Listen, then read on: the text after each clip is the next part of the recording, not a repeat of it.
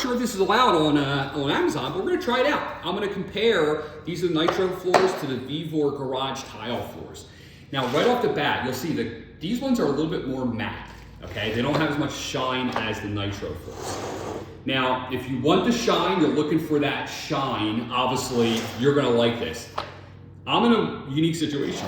I kind of like the matte finish of this, but I like the coin design of this. So I kind of would like to put these together, have this finish and this design.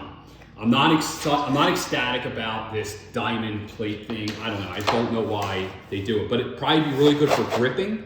This one would be a little bit more slippery, I guess, just because it is softer. They both seem to be pliable enough to kind of go with the ebb and flows of the floor, because my floor does have a little bit of a bulge here, and I don't think that's gonna be an issue.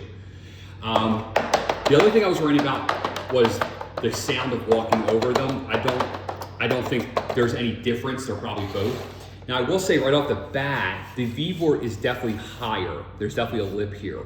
So these are definitely thinner, made less material. Vevors are higher. I don't know why. I don't know why that would matter. But yeah, I just wanted to make a comparison between the two. I don't know if I'm gonna go with either one of these. There's another company that I'm gonna try out, but I just wanted to, since I had the opportunity, kind of show you them side by side. These are the Vevor, this is the Nitro.